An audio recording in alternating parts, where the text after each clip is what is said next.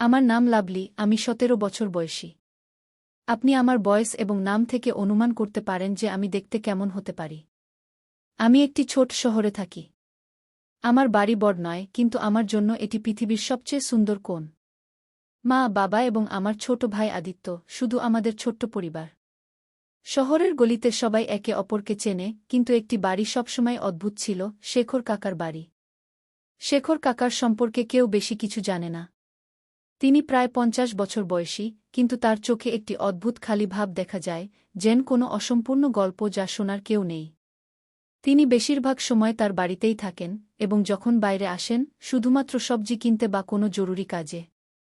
কিন্তু আমার তার সাথে প্রথম দেখা খুবই অদ্ভুত এবং ভয়ানক ছিল। সেই সন্ধ্যার সময় ছিল।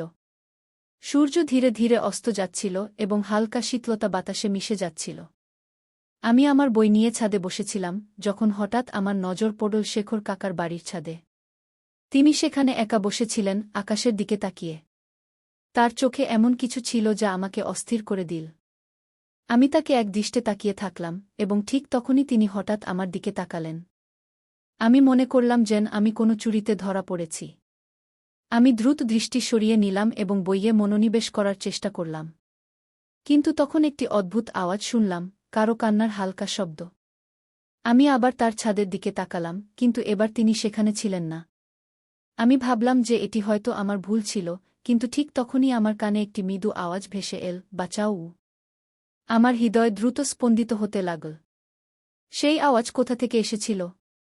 শেখর কাকার বাড়ি থেকে, নাকি আমার মস্তিষ্কের কোনো বিভ্রম? সেই আওয়াজ এখন আমার মনে গুঞ্জরিত হচ্ছিল। আমি ছাদে দাঁড়িয়েছিলাম, যেন আমার পা সেখানে আটকে গেছে। বাতাসে একটি অদ্ভুত শীতলতা ছিল, কিন্তু আমার ভেতরে কিছু অন্য বলছিল, একটি অস্থিরতা, একটি অজানা হুলস্থুল। আমি আমার বাড়ির দরজা থেকে উকি দিয়ে শেখর কাকার বাড়ির দিকে তাকালাম। সবকিছু স্বাভাবিক মনে হচ্ছিল। তাহলে সেই আওয়াজ কার ছিল? আমি ভাবছিলাম, ঠিক তখনই আমার ফোন বেজে উঠল। দেখলাম, অনিরুদ্ধের কল। আমার ক্লাসের সেরা বন্ধু, এবং সম্ভবত তার চেয়েও কিছু বেশি। কি করছো? তার কণ্ঠে সেই পুরনো দুষ্টুমি ছিল। কিছু না, শুধু বই পড়ছি, আমি মিথ্যা বললাম। ও, তাহলে এখন বইও ভয় দেখাচ্ছে, সে হেসে বলল। আমি হঠাৎ বুঝতে পারলাম যে আমার কণ্ঠ একটু ঘাবড়ে গেছে। আমি কথা বদলাতে বললাম, তুমি হোমওয়ার্ক করেছ? লাভলি, আমি অনিরুদ্ধ। হোমওয়ার্ক আর আমি? এই প্রশ্নই করো না, সে বলল। আমি হেসে উঠলাম। তার কথা শুনে মন সবসময় হালকা হয়ে যেত, কিন্তু আজ কিছু আলাদা ছিল। ফোন রেখে দেওয়ার পর আমার মন আবার শেখর কাকার বাড়ির দিকে চলে গেল। আমি নিজেকে বোঝানোর চেষ্টা করলাম যে হয়তো আমি কিছু ভুল শুনেছি, কিন্তু হৃদয় বলছিল যে কিছু একটা আছে যা চোখের আড়ালে আছে। রাত হয়ে গিয়েছিল। আমি বারান্দায় দাঁড়িয়েছিলাম যখন হালকা বৃষ্টি শুরু হল। ঠান্ডা বাতাস আমার মুখ স্পর্শ করে গেল, এবং অদ্ভুত ব্যাপার ছিল যে সামনে শেখর কাকাও তার জানালা থেকে বাইরে তাকিয়েছিলেন, ঠিক আমার দিকে। আমাদের চোখ কিছু সেকেন্ডের জন্য মিলিত হল, এবং সেই মুহূর্তে কিছু অনুভব হল, কিছু অকথিত, কিছু অজানা। আমার মনে হল যেন তার চোখে একটি গল্প আছে যা তিনি বলতে চান, কিন্তু শব্দে বলতে পারেন না। তুমিও কি বৃষ্টিতে ভেজা পছন্দ কর? আমার কানে আবার সেই আওয়াজ ভেসে এল। কিন্তু এবার এই আওয়াজ শেখর কাকার ছিল। আমি চমকে গেলাম। তিনি এর আগে কখনো আমার সাথে কথা বলেননি। আমি বুঝতে পারলাম না কি উত্তর দেব। হালকা করে হেসে বললাম, মাঝে মাঝে, যখন মন ভেসে যায়। তিনি কিছু বললেন না, শুধু হালকা হাসলেন এবং ভিতরে চলে গেলেন। কিন্তু আমার হৃদয়ে সেই সাক্ষাৎ একটি হুলস্থুল রেখে গেল। এটি প্রথমবার ছিল যখন আমি তার চোখে কিছু পড়ার চেষ্টা করেছিলাম, এবং সম্ভবত প্রথমবার এমন অনুভব করেছিলাম যে আমার জীবন কোনো মোড়ে আসতে চলেছে, যার সম্পর্কে আমার নিজেরই কোনো ধারণা ছিল না। বৃষ্টি তীব্র হয়ে উঠেছিল। বাতাসে শীতলতা আমার গাল স্পর্শ করছিল, কিন্তু আমি সেখানেই দাঁড়িয়েছিলাম যেখানে শেখর কাকা আমাকে প্রথম কথা বলেছিলেন। তুমিও কি বৃষ্টিতে ভেজা পছন্দ কর? তার শব্দ এখনও আমার মনে গুঞ্জরিত হচ্ছিল। তার চোখে একটি অদ্ভুত আকর্ষণ ছিল, গভীর বিষণ্ণতা, কিন্তু অনেক কিছু বলার। আমি কখনো ভাবিনি যে তিনি আমার সাথে কথা বলবেন, এবং তা এমনভাবে। আমার হৃদয় দ্রুত স্পন্দিত হচ্ছিল। আমি ঘরে ফিরে এলাম, কিন্তু মন এখনও সেখানে আটকে ছিল। শেখর কাকা, এই নামের সাথেই মনে একটি অদ্ভুত হুলস্থুল শুরু হল। তিনি কে? কেন এত চুপচাপ থাকেন? এবং আজ হঠাৎ তিনি আমাকে এটি কেন জিজ্ঞাসা করলেন? সারারাত আমার ঘুম আসেনি। বৃষ্টির ফোঁটা জানালা আঘাত করছিল এবং আমি শুধু পাশ ফিরছিলাম। আমি নিজেকে মিথ্যা সান্ত্বনা দিলাম যে এটি ছিল একটি সাধারণ কথোপকথন, কিন্তু সত্যি কথা হল তাদের কথাগুলো আমার ভেতরে কিছু জাগিয়ে দিয়েছিল। এভাবেই ভাবতে ভাবতে কখন যে আমার চোখে ঘুম এসে গেল তা টেরই পেলাম না। সকাল থেকেই বৃষ্টি থেমে গিয়েছিল। আমি যেমন প্রতিদিন ছাদে আসি, আজও এলাম। কিন্তু আজ আমার চোখ যেন নিজে থেকেই খুলে গেল। দরজা খুলে শেখর কাকা বাইরে এলেন। তিনি হালকা নীল রঙের শার্ট পরেছিলেন, চুল কিছুটা এলোমেলো ছিল, আর মুখে হালকা দাড়ি। জানি না কেন, কিন্তু সেই মুহূর্তে তিনি যেন কোনো চলচ্চিত্রের নায়কের চেয়ে কম ছিলেন না। আমি নিজেই নিজের উপর হেসে ফেললাম। আমি কি ভাবছি? তিনি তো আমার চেয়ে বয়সে অনেক বড়। কিন্তু এই চিন্তা থেকে নিজেকে সরিয়েও নিতে পারছিলাম না। হঠাৎ তিনি আমার দিকে তাকালেন। এবার আমি চোখ ফেরাতে পারলাম না। তিনি কয়েক সেকেন্ড ধরে আমাকে দেখলেন, তারপর হালকা করে হাসলেন। আমি ঘাবড়ে গিয়ে ভেতরে চলে গেলাম, কিন্তু মন এখনও সেখানেই ছিল, তার চোখের গভীরে কোথাও ডুবে গিয়ে। আজ আমাদের গলিতে কারও বিয়ে ছিল। সবাই রঙিন পোশাকে ঘুরছিল, কিন্তু আমার নজর শুধু একজনের দিকেই, শেখর কাকার দিকে। আজ প্রথমবার আমি তাকে এত সুন্দর করে সাজতে দেখলাম। তিনি সাদা কুর্তা পায়জামা পরেছিলেন, আর সত্যিই তিনি আলাদা লাগছিলেন। আমি নিজের উপর আবার হেসে ফেললাম। আমি তার সম্পর্কে এত ভাবছি কেন? নিজেকে বোঝানোর চেষ্টা করলাম, কিন্তু তবু বারবার চোখ যেন তার দিকেই চলে যাচ্ছিল। আর তখনই সেই মুহূর্ত এল। তিনি আমার দিকে এগিয়ে এলেন। তুমি এখানে একা দাঁড়িয়ে আছো কেন? তার কণ্ঠে সেই একই প্রশান্তি ছিল যা আমি আগেও অনুভব করেছিলাম। কিছু না, আমি চোখ নামিয়ে নিলাম। তিনি হাসলেন, লোকেরা খুশি, গান বাজছে, আর তুমি এক কোণে চুপচাপ দাঁড়িয়ে আছ। নাচ পছন্দ না? আমি হালকা করে হেসে মাথা নাড়লাম। পছন্দ, কিন্তু আমি কারো সাথে নাচ করি না। কি? তিনি পকেট থেকে হাত বের করে আমার দিকে বাড়িয়ে দিলেন। তাহলে আজ আমার সাথে করবে? আমার বুক ধড়াস করে উঠল। চারপাশে সবাই ছিল, কেউ দেখে ফেলতে পারত। কিন্তু সেই মুহূর্তে আমার দুনিয়ায় শুধু দুজন মানুষ ছিল, আমি আর শেখর কাকা। আমি তার চোখের দিকে তাকালাম। তিনি প্রথমবার এত কাছাকাছি। আমি কি সত্যিই তার সাথে নাচ করব?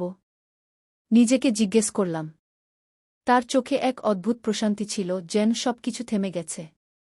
আমি তার দিকে তাকালাম, তার মুখে হালকা হাসি, কিন্তু চোখে এমন কিছু ছিল যা আমার হৃদয়কে জোরে ধাক্কা দিচ্ছিল। শেখর কাকা তার হাত আমার দিকে বাড়ালেন, যেন আমার উত্তরই শুধু তিনি চাইছেন। আমি হালকা করে ঠোঁট কামড়ালাম। আমার আঙুল কাঁপছিল, তবুও আমার মন এক অজানা অনুভূতিতে ভাসতে রাজি ছিল। লাভলি, পিছন থেকে মায়ের কণ্ঠ শুনে আমি যেন কোনো স্বপ্ন থেকে জেগে উঠলাম। তাড়াতাড়ি চোখ নামিয়ে নিলাম আর কিছু না বলে আমার দোপাট্টা ঠিক করতে লাগলাম। হ্যাঁ মা, এখানে কি করছ? চলো, অতিথিরা এসেছে। আমি আস্তে করে চোখ তুললাম। শেখর কাকা তখনও সেখানেই দাঁড়িয়েছিলেন, কিন্তু তার হাসি যেন একটু গভীর হয়ে গিয়েছিল।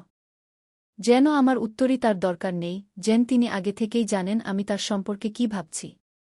আমি নিজেই বুঝতে পারছিলাম না কি অনুভব করছি। কিছু না বলে মায়ের সাথে বাড়ি চলে গেলাম, কিন্তু আমার বুকের ধড়ফটানি আগের মতোই তীব্র ছিল। বাড়ি ফিরে বিছানায় শুয়ে পড়লাম, কিন্তু ঘুম চোখ থেকে ক্রোশ দূরে। সেই মুহূর্ত বারবার আমার মনে ঘুরছিল। যদি মা ডাকতেন না, তাহলে কি আমি সত্যিই শেখর কাকার হাত ধরে ফেলতাম? এই প্রশ্ন যেন আমার মনের মধ্যে গুঞ্জন করতে থাকল।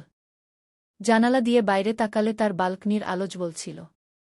মন চাইল ছাদে গিয়ে দেখি তিনিও কি আমার কথা ভাবছেন, কিন্তু নিজেকে থামিয়ে দিলাম। না লাভলি, তুমি একই ভাবছ, কিন্তু মন মানতে রাজি ছিল না। পরের দিন সকালের হালকা রোদ পাড়ার ছাদে ছড়িয়ে পড়েছিল। আমি কাপড় শুকানোর অজুহাতে ছাদে এসেছিলাম, কিন্তু আমার চোখ যেন কাউকে খুঁজছিল। আর তখনই যেন আমার ভাবনা তাকে ডেকে এনেছিল। শেখর কাকা গেটের কাছে দাঁড়িয়েছিলেন, কারো সাথে কথা বলছিলেন। কিন্তু যেই তিনি আমাকে দেখলেন, তার কথা একটু থামল। তিনি থামলেন, হালকা করে হাসলেন, আর আমি হঠালে এবং আবার কথোপকথনে ফিরে এলাম, কিন্তু আমি জানতাম তাদের মন এখনও আমার দিকে ছিল। আমি দ্রুত কাপড় শুকিয়ে নিচে নেমে এলাম, কিন্তু আমার মন সেখানেই আটকে রইল। সন্ধ্যায় বাড়িতে হুলস্থুল ছিল। মা রান্নাঘরে ছিলেন, বাবা খবরের কাগজ পড়ছিলেন, আর আমি জানালার পাশে বসে ছাদের দিকে তাকিয়েছিলাম। মন অস্থির হয়ে উঠছিল, আমি বুঝতে পারছিলাম না যে এসব কি হচ্ছে। শেখর কাকার জন্য এই টানাটানি কেন বাড়ছে? অনেক প্রশ্ন ছিল কিন্তু উত্তর কোনোটি ছিল না। হঠাৎ গলিতে শোরগোল শুনে আমি বাইরে উকি দিয়ে দেখলাম শেখর কাকা তার বাইক স্টার্ট করছিলেন। তিনি সম্ভবত কোথাও যাচ্ছিলেন, কিন্তু যাওয়ার আগে তিনি একবার আমার জানালার দিকে তাকালেন।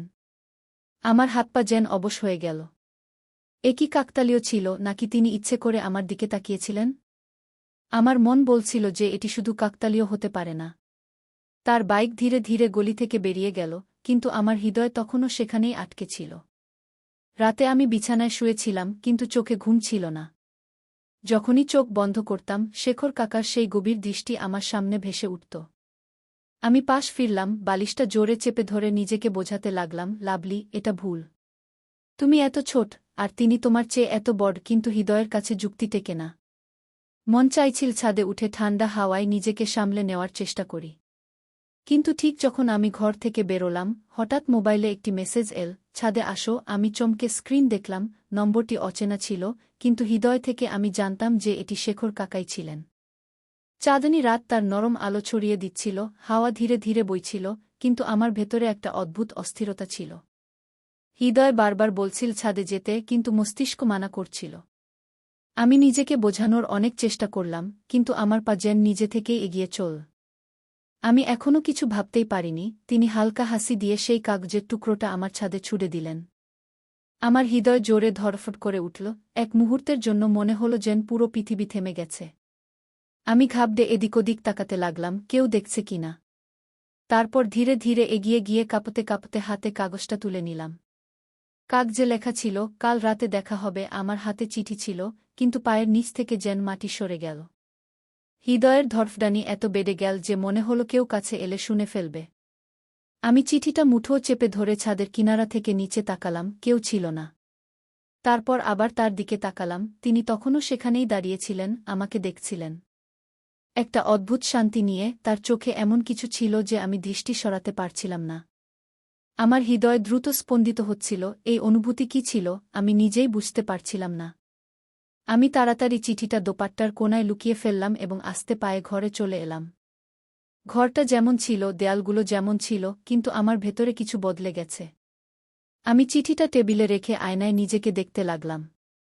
আমি কি করব? যাব কি যাব না? যদি কেউ দেখে ফেলে? কিন্তু এবার আমার হৃদয় আমার জটিলতাগুলো শুনল না, সে শুধু একটা প্রশ্ন করল, যদি আমি না যাই, তাহলে তিনি কি খারাপ মনে করবেন? রাতের নিস্তব্ধতা চারদিকে ছড়িয়ে পড়েছিল, কিন্তু আমার ভেতরে হাজারো প্রশ্নের হুলস্থুল। আমি বিছানায় শুয়েছিলাম, কিন্তু ঘুম কোথায় পালিয়েছে।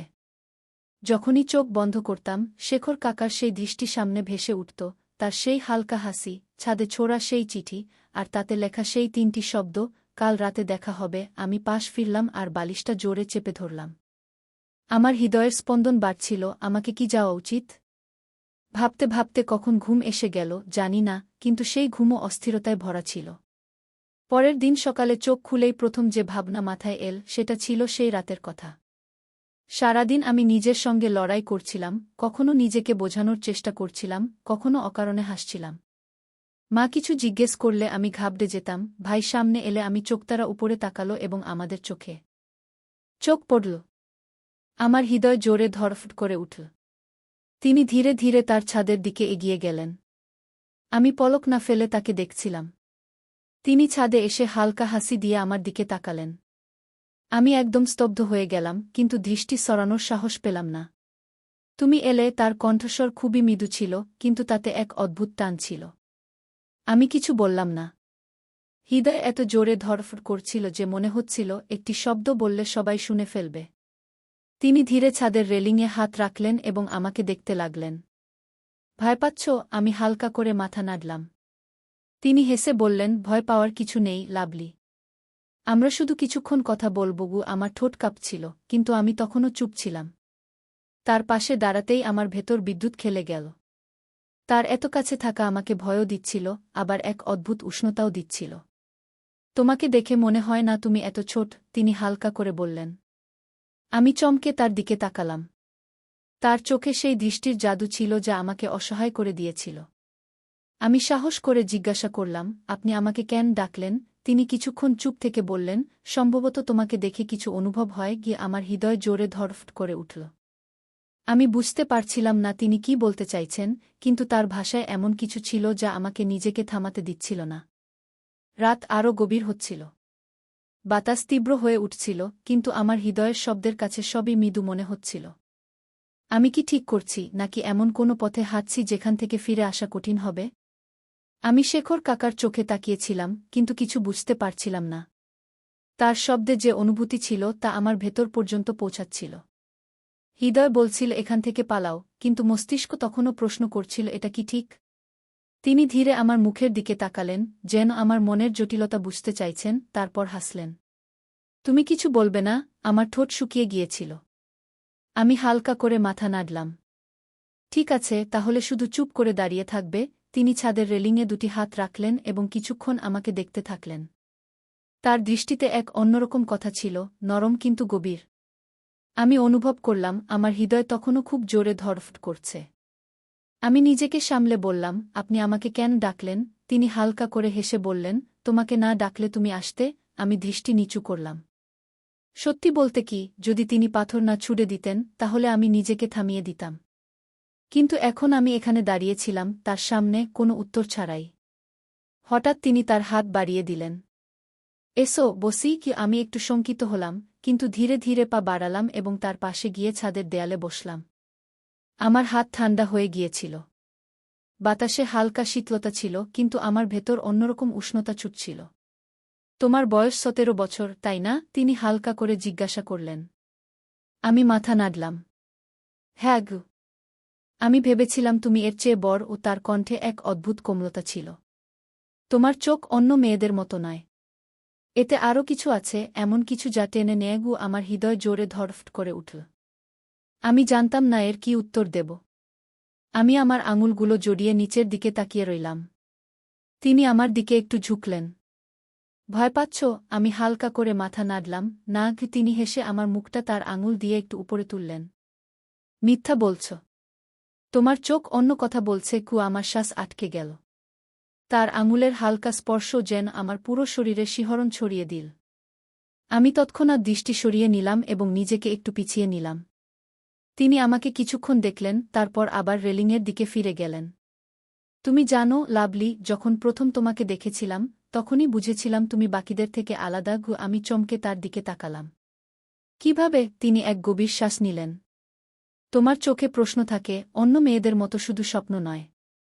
আর এটাই আমাকে ভালো লেগেছে। আমার হৃদয় দ্রুত স্পন্দিত হতে লাগল। আমি জানতাম না এর মানে কি, কিন্তু তার শব্দগুলো আমার ভেতর এক অদ্ভুত অনুভূতি ছড়িয়ে দিয়েছিল। রাত আরও গভীর হয়ে গিয়েছিল। দূর কোথাও কুকুরের ঘেউ ঘেউ শব্দ আসছিল। পরিবেশে নিস্তব্ধতা ছিল, কিন্তু আমার ভেতর এক ঝড় বয়ে যাচ্ছিল। আমি সাহস করে জিজ্ঞাসা করলাম, আপনি আমার কাছ থেকে কি চান শেখর কাকা? তিনি আমার দিকে তাকালেন। তার ঠোঁটে হালকা হাসি ছিল। এই প্রশ্ন তুমি নিজেকেই জিজ্ঞাসা করো লাভলি। তুমি আমার কাছ থেকে কি চাও? তার এই কথা শুনে আমি এক পলকের জন্য স্তব্ধ হয়ে গেলাম। আমার কাছে কোনো উত্তর ছিল না, বা সম্ভবত ছিল, কিন্তু আমি তা স্বীকার করতে ভয় পাচ্ছিলাম। আমি তার চোখে তাকিয়েছিলাম, কিন্তু এখন সেখানে আগের মতো কোমলতা ছিল না। এখন সেখানে অন্য কিছু ছিল, এমন কিছু যা আমার ভেতর অস্থিরতা তৈরি করছিল। শেখর কাকা, তুমি যে প্রশ্ন আমাকে করেছিলে, তুমি আমার কাছ থেকে কি চাও, তার উত্তর আমার কাছে ছিল না। অথবা ছিল, কিন্তু আমি তা নিজের কাছ থেকেও লুকিয়ে রেখেছিলাম। আমি আমার দৃষ্টি নিচু করে নিলাম। হৃদয়ের ধড়ফড়ানি যেন পুরো পরিবেশে গুঞ্জরিত হচ্ছিল। শেখর কাকা কিছুক্ষণ চুপ থাকলেন, তারপর একটি গভীর শ্বাস নিয়ে বললেন, সম্ভবত আমাদের এখন চলে যাওয়া উচিত। অনেক দেরি হয়ে গেছে। আমি মাথা নাড়লাম, কিন্তু পা যেন জমে গিয়েছিল। যাওয়ার ইচ্ছাই হচ্ছিল না, কিন্তু আমি এখানে আর থাকতেও পারছিলাম না। আমি নিজেকে জোর করে উঠিয়ে নিলাম এবং রেলিংয়ের ওপারে তাকালাম। চাঁদ এখন মেঘে ঢেকে গিয়েছিল, যেন আমার উৎকণ্ঠা অনুভব করছে। শেখর কাকা আমার দিকে তাকালেন। লাভলি, যদি আমি বলি যে আমি তোমাকে পছন্দ করি? আমার শরীরে বিদ্যুৎ খেলে গেল। আমি তাকে দেখলাম, কিন্তু তার মুখে কোনো সংকোচ ছিল না। তিনি খুব স্বাভাবিক ছিলেন, যেন তিনি একটি সাধারণ কথা বলেছেন। আমি জোর করে হাসার চেষ্টা করলাম। আপনি মজাক করছেন না? তিনি মৃদুভাবে মাথা নাড়লেন। না, আমি যা অনুভব করি তাই বলছি। আমার মনে হলো যেন আমার শ্বাস বন্ধ হয়ে গেছে। এটি কি সত্যিই ঘটছে? আমি কি সঠিক শুনছি? শেখর কাকা তখনও আমাকে দেখছিলেন। তার মুখে গম্ভীরতা ছিল, কিন্তু কোনো জোরাজুরি নেই, কোনো চাপ নেই। আমি কিছু বলার জন্য ঠোঁট খুললাম, কিন্তু কণ্ঠ গলা আটকে গেল। তারপর জানি না কেন আমার চোখে জল চলে এল। সম্ভবত ভয়, সম্ভবত উৎকণ্ঠা। আমি তাড়াতাড়ি আমার হাত দিয়ে তা মুছে ফেললাম। তুমি ভয় পেয়েছ? আমি মাথা নাড়লাম, না, শুধু আমি জানি না এটি সঠিক কি না। তিনি মাথা নিচু করলেন, তারপর কিছুক্ষণ পরে বললেন, এটি যদি ভুল হতো, তাহলে আমরা দুজনেই এটি অনুভব করতে পারতাম না। শব্দগুলি খুব সুন্দর ছিল, কিন্তু আমার মনে ঝড় তুলছিল। আমি তার থেকে দূরে সরে গিয়ে বললাম, সম্ভবত এখন আমাদের আর কখনো দেখা করা উচিত নয়। তার মুখে একটি মৃদু হাসি ফুটে উঠল। যদি তা হতো, তাহলে তুমি এখানে আসতেই না, লাভলি। আমার কিছুই মনে পড়ছিল না। আমি শুধু ঘুরে দাঁড়ালাম এবং দ্রুত পায়ে ছাদের সিঁড়ির দিকে এগিয়ে গেলাম। কিন্তু আমার হৃদয় সেখানেই রয়ে গেল, সেই ছাদে, শেখর কাকার সাথে। সেই রাতে ঘুম আসেনি। বালিশের পাশে রাখা সেই চিরকুটটি, যা তিনি ফেলে গিয়েছিলেন, বারবার চোখের সামনে ঘুরছিল। আমি কি সঠিক করেছি? আমি কি কিছু ভুল অনুভব করছিলাম? পরের সকালে যখন আমি ছাদে গেলাম, তখন দেখলাম শেখর কাকার ব্যালকনি খালি। তার ঘরের জানালাও বন্ধ ছিল। মনে হুলস্থুল শুরু হল, তিনি কোথায় গেছেন? সত্যিই কি এখন আর তার সাথে দেখা হবে না? পুরো দিন কেটে গেল, তারপর আরও একটি, কিন্তু তার কোনো খবর ছিল না। আমি এখন নিজের সাথে লড়াই করছিলাম। যদি আমার কিছুই যায় আসত না, তাহলে প্রতিটি শব্দে চমকে উঠছিলাম কেন? প্রতিরাতে ছাদে যাওয়ার ইচ্ছা হচ্ছিল কেন? তারপর তৃতীয় রাতে আমার দরজার নিচে একটি চিরকুট এসে পড়ল। হাত কাঁপতে কাঁপতে আমি তা তুললাম। লেখা ছিল, কখনো কখনো দূরত্বই সঠিক হয়, লাভলি। তুমি আমাকে মনে রাখবে, কিন্তু সম্ভবত এটি ভালো। হৃদয় দ্রুত স্পন্দিত হল। আমি দরজা খুললাম, কিন্তু বাইরে কেউ ছিল না। গলি নিস্তব্ধ ছিল, যেন কেউ সেখানে পা রাখেনি। শেখর কাকা এখন আমার জীবন থেকে চলে গিয়েছিলেন। আর আমি ঠিক সেখানেই ছিলাম, অসম্পূর্ণ, উৎকণ্ঠিত, কিন্তু এখন সম্ভবত সবকিছু শেষ হয়ে গিয়েছিল। তাই বন্ধুরা, গল্পটি পছন্দ হলে ভিডিওটি লাইক করুন এবং একটি সুন্দর কমেন্ট করে জানান।